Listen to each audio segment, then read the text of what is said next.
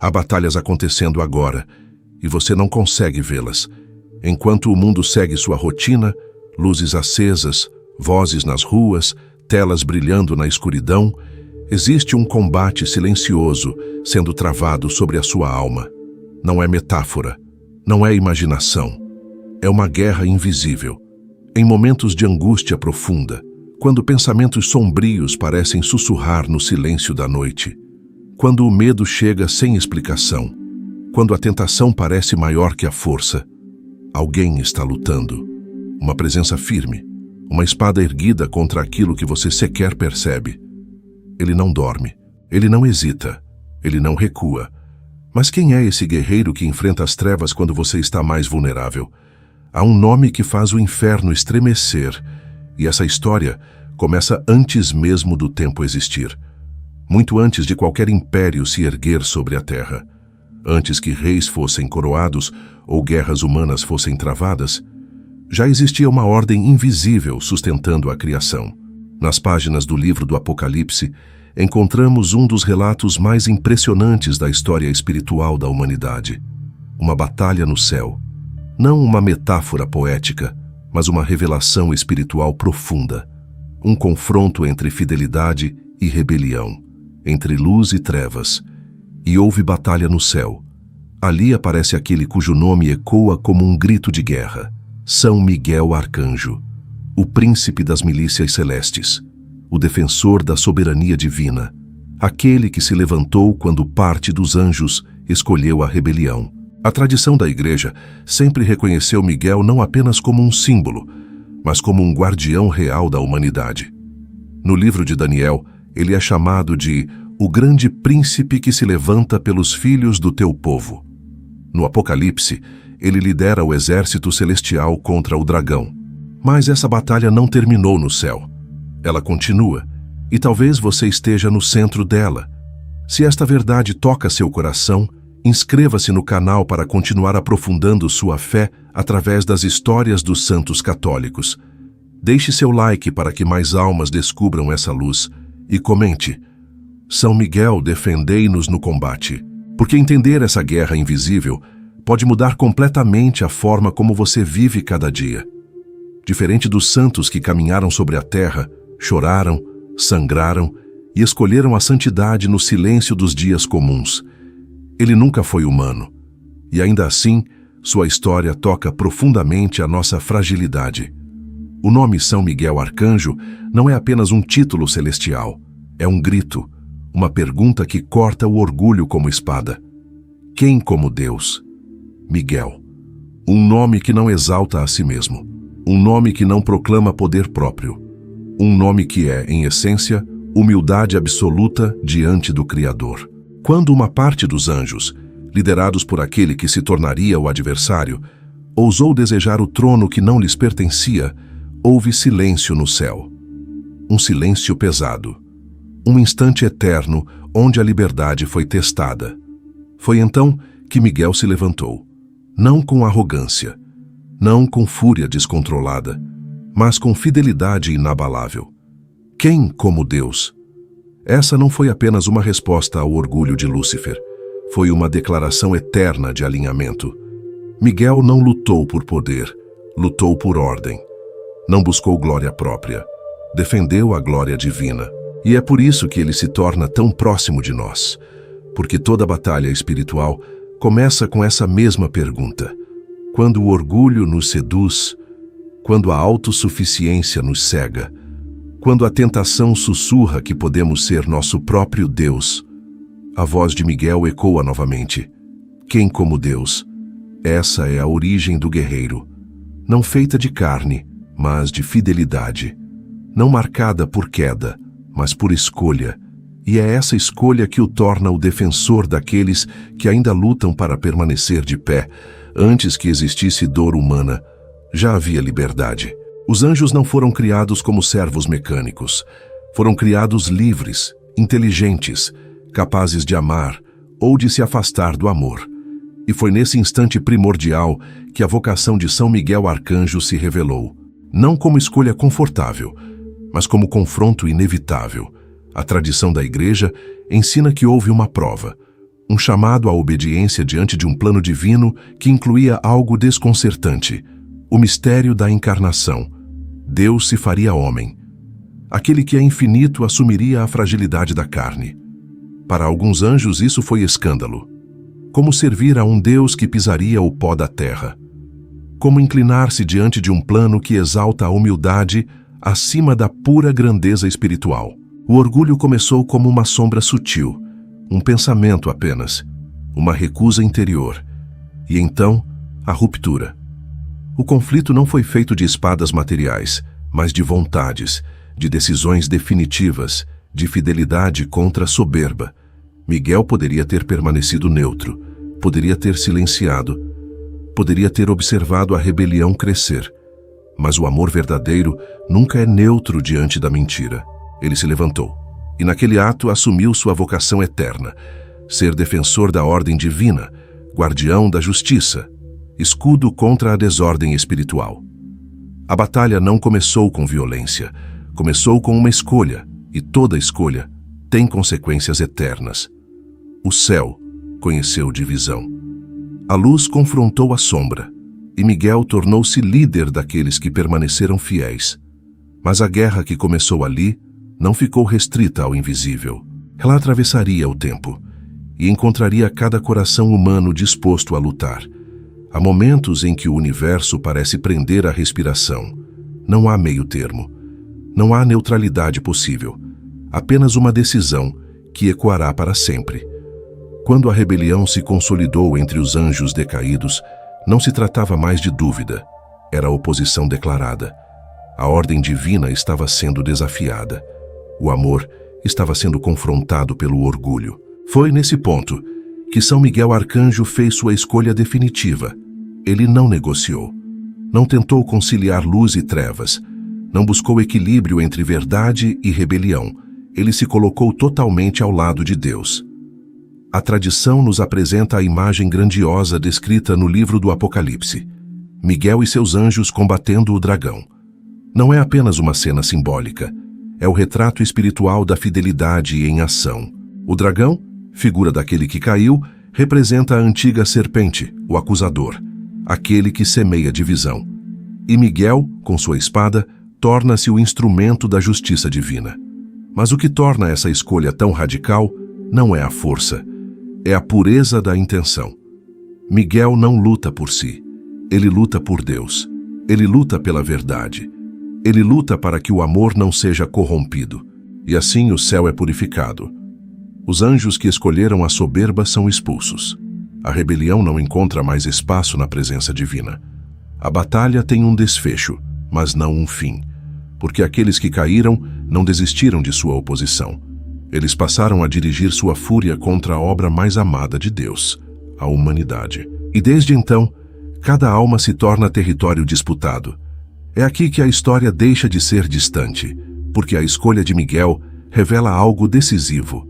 A guerra espiritual exige posicionamento, e o silêncio nunca é neutro. Depois da queda do dragão, o céu voltou ao silêncio, mas a terra nunca mais foi a mesma. A tradição cristã atravessou séculos relatando intervenções misteriosas atribuídas a São Miguel Arcanjo. Aparições, proteções inexplicáveis, livramentos impossíveis. No século V, no Monte Gargano, na Itália, pastores testemunharam uma presença luminosa em uma caverna. Ali surgiria um dos santuários mais antigos dedicados a ele, um lugar marcado por curas e conversões profundas. Séculos depois, em meio a guerras e epidemias, fiéis relatavam visões de um guerreiro celeste pairando sobre cidades ameaçadas. Em Roma, durante uma peste devastadora, a tradição conta que o Papa viu Miguel embainhar sua espada sobre o mausoléu imperial, sinal de que o flagelo chegava ao fim. Mas talvez os sinais mais intensos não sejam os históricos, são os silenciosos, livramentos que ninguém explica. Pensamentos sombrios interrompidos por uma súbita clareza. Decisões destrutivas evitadas por um impulso interior inexplicável. A batalha espiritual raramente se manifesta com estrondo. Ela acontece no íntimo, no campo invisível da consciência. Miguel não aparece para impressionar. Ele intervém para proteger.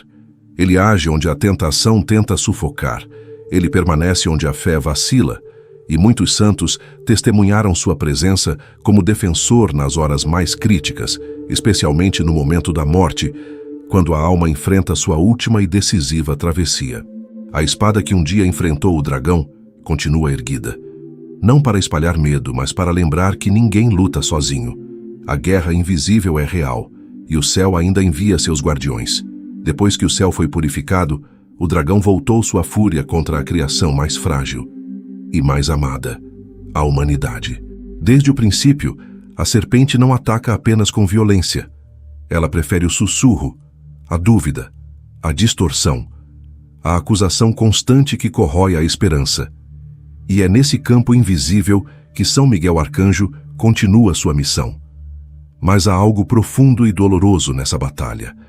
Ela acontece muitas vezes no silêncio, quando um fiel é perseguido por sua fé, quando a cultura ridiculariza o sagrado, quando a verdade é tratada como intolerância, quando o pecado é celebrado e a virtude é desprezada, a guerra espiritual se intensifica.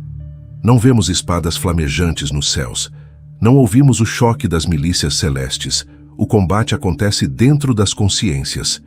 Quantas vezes uma alma tenta permanecer fiel e é esmagada por tentações repetidas?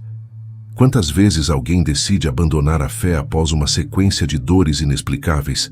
Quantas vezes o acusador sussurra: Deus não se importa, você está sozinho. É justamente ali que Miguel permanece. Não como espetáculo, mas como guarda. A tradição cristã sempre o invocou como defensor no combate diário.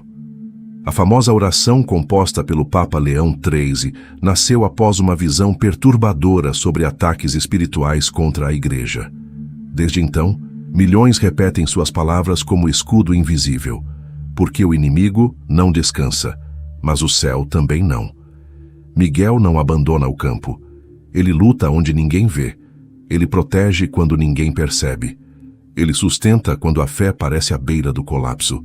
E talvez o maior sinal de sua presença seja este: você ainda está de pé. Mesmo depois das quedas, mesmo depois das tentações, mesmo depois das noites escuras, a guerra continua, mas a proteção também. Ao longo dos séculos, quando tudo parecia perdido, o nome de São Miguel Arcanjo foi invocado como o último recurso. E muitas vezes o impossível recuou. Na pequena colina que hoje abriga o santuário de Monte Sant'Angelo, relatos antigos narram curas inexplicáveis, libertações espirituais e conversões profundas. Guerreiros que entraram na gruta buscando proteção para batalhas humanas saíram transformados interiormente. Não apenas com vitória externa, mas com fé restaurada. Em Roma, durante uma epidemia devastadora no século VI, multidões rezavam em desespero. A tradição conta que, sobre o antigo mausoléu imperial, apareceu a figura de Miguel embainhando sua espada, sinal de que o castigo cessava. A peste diminuiu. A esperança voltou. Desde então, o local passou a ser associado à sua intervenção. Mas os milagres mais silenciosos raramente entram nos livros. São libertações interiores. Pessoas presas em vícios que, após consagrarem-se a Miguel, encontram força para romper correntes, famílias divididas que experimentam reconciliação inesperada, almas mergulhadas em opressão espiritual que relatam paz súbita após invocar sua proteção. A batalha espiritual não é apenas teórica, ela toca a mente, ela toca a vontade, ela toca o desespero. E quando a luta parece ultrapassar as forças humanas, muitos experimentam uma certeza inexplicável: há auxílio invisível. Miguel não substitui a liberdade humana. Ele fortalece, ele protege, ele intercede. E cada conversão, cada reconciliação, cada retorno à fé é uma vitória silenciosa na guerra que continua. Porque enquanto houver almas em risco, a espada da fidelidade jamais será abaixada.